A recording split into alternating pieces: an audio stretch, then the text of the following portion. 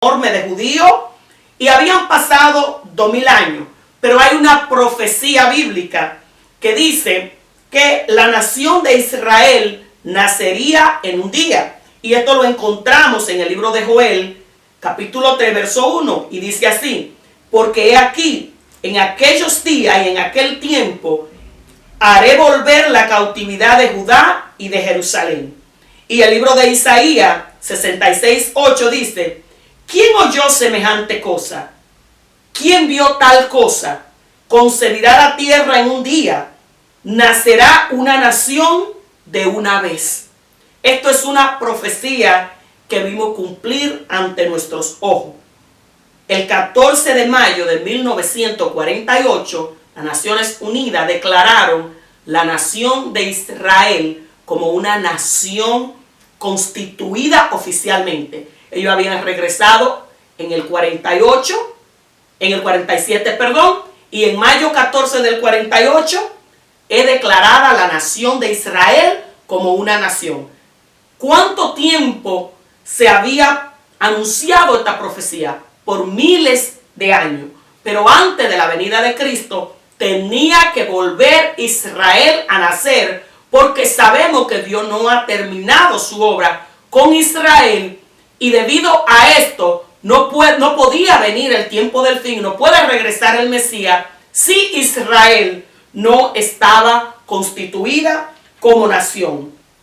Aparte de esta profecía, también se profetizó el surgimiento de Israel en todo su esplendor. Tenían que volver a retomar su cultura y su idioma, y también florecerían económicamente. Y todo esto está profetizado en la Escritura y vemos que está sucediendo.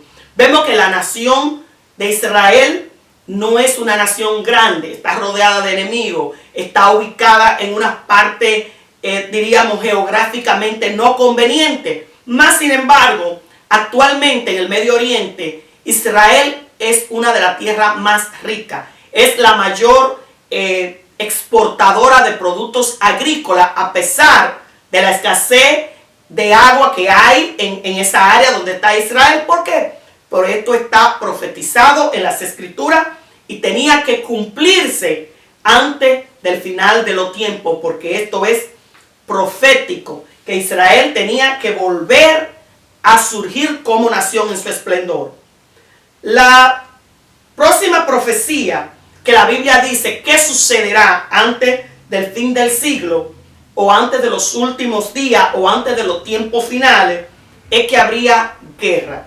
Si analizamos la historia de la humanidad, sabemos que en todo el trayecto de la historia de la humanidad, los 6000 años de historia, podríamos decir que ha habido muy poco tiempo, muy poco periodo. Dicen que solamente ha habido un periodo de 25 años de paz, pero esto ha sido guerra de menores escalas.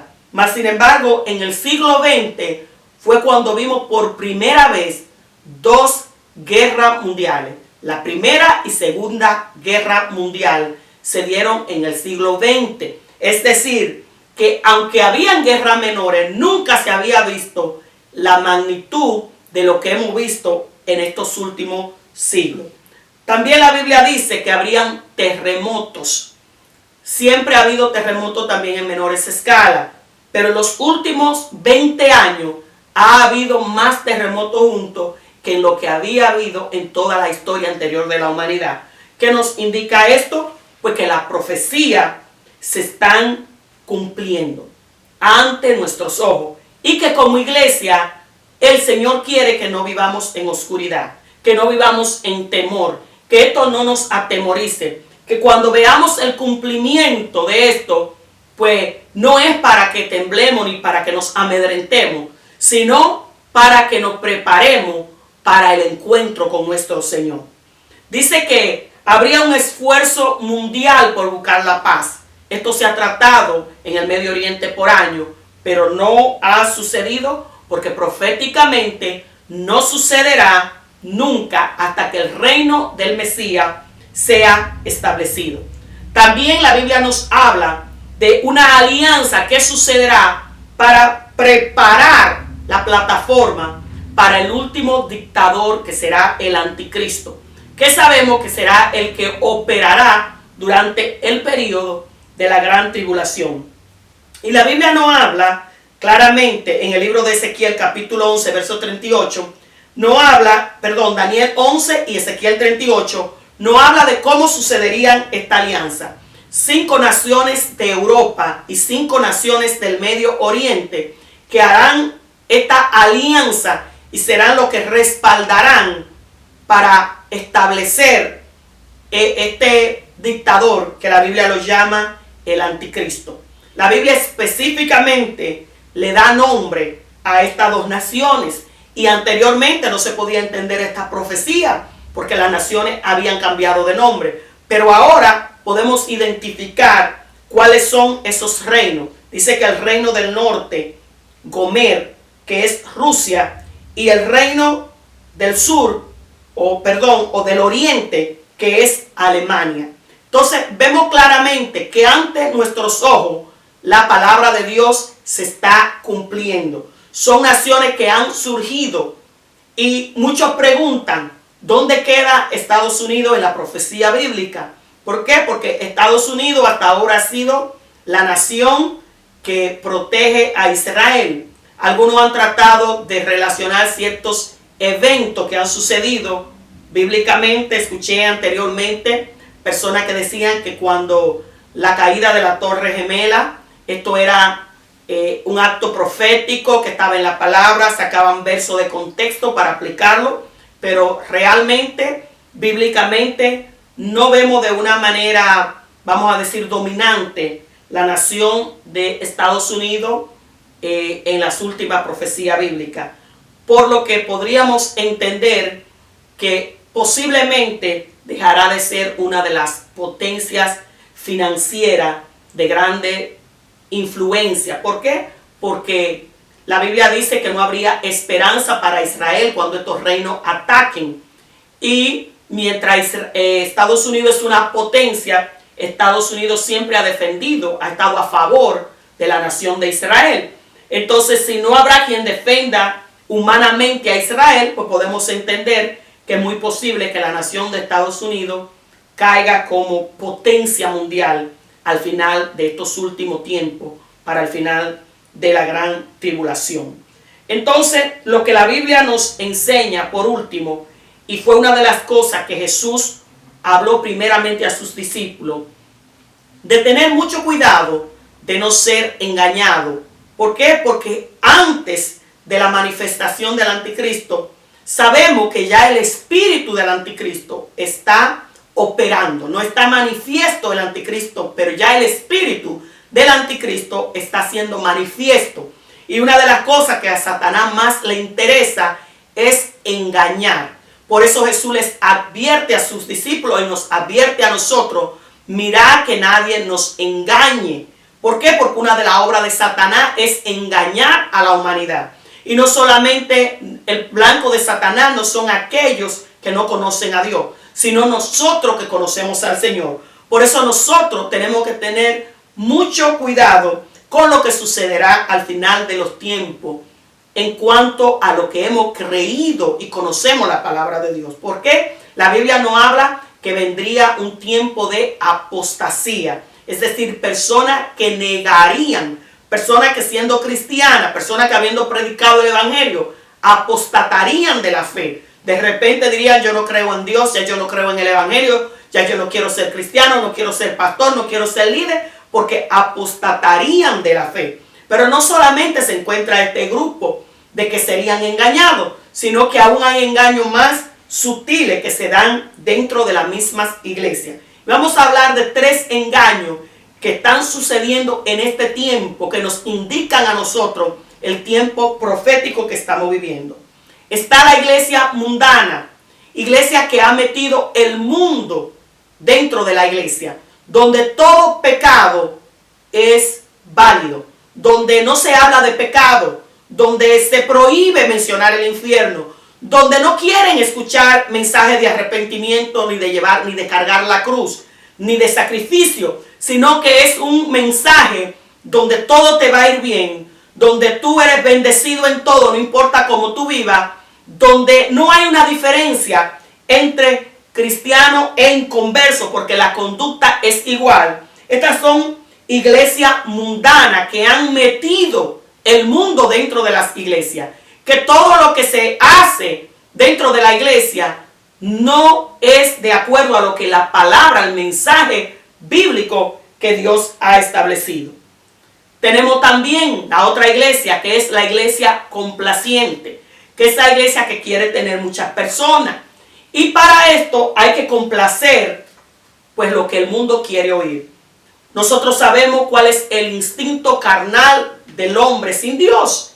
Es que le hablen del egocentrismo, que le hablen de ser grande, que le hablen de cargo, que le hablen de prosperidad. Y esta es la iglesia complaciente, pues que le está dando el menú que el pueblo demanda. Pueblo que no conoce de Dios, pueblo que no conoce las escrituras, que no ha profundizado en la enseñanza del evangelio. La Biblia nos manda a nosotros a que no seamos niños fluctuantes, llevados por todo tipo de doctrina, sino que seamos, que echemos raíces, que seamos sólidos en el conocimiento de la palabra de Dios. Y esta iglesia complaciente siempre tendrá un programa para satisfacer el deseo del hombre.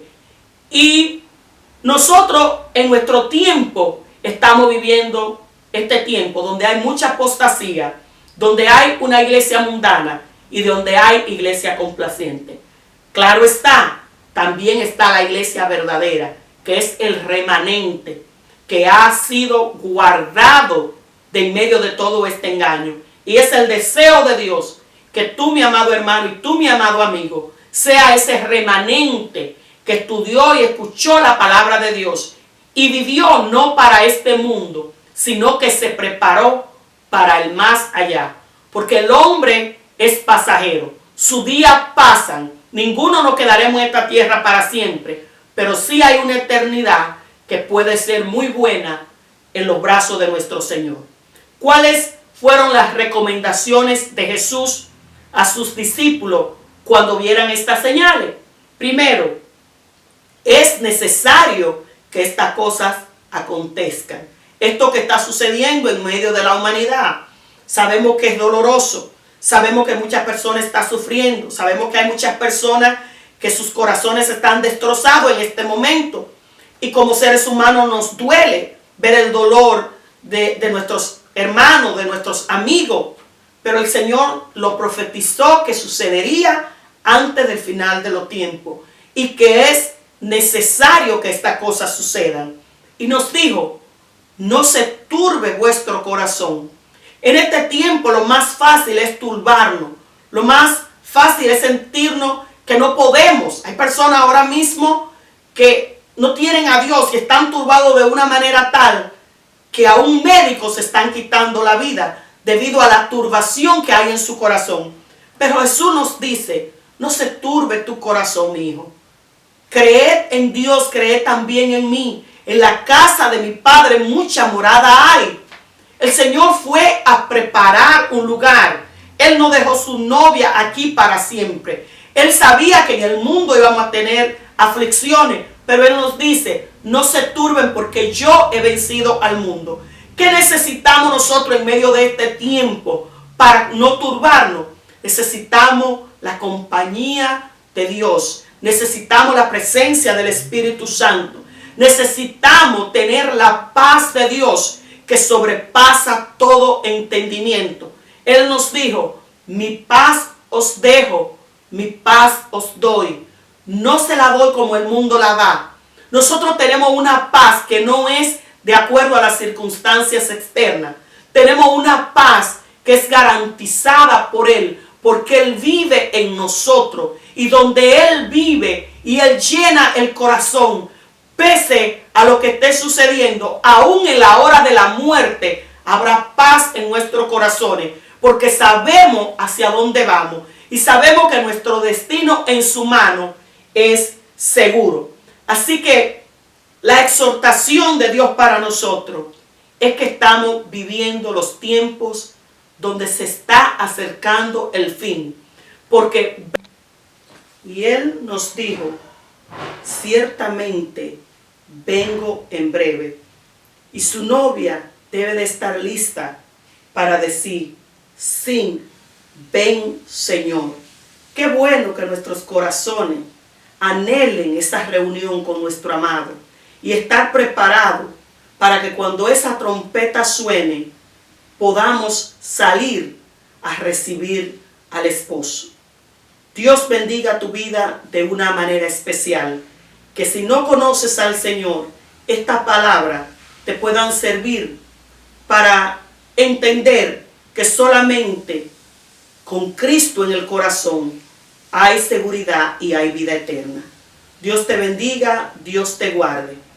Padre, te alabamos, te bendecimos, te damos gracias, Señor, por cada amigo y cada hermano que está escuchando esta palabra. Padre, que aquellos que aún no te tienen en el corazón puedan recibirte como Señor y Salvador. Y que tu iglesia, Señor, esté vestida con vestidura blanca para recibir al esposo, viviendo una vida en santidad, Señor, y lista para salir al encuentro del amado. Muchísimas gracias, Señor, por tu compañía y tu paz. En el nombre de Jesús. Amén. Dios te bendiga.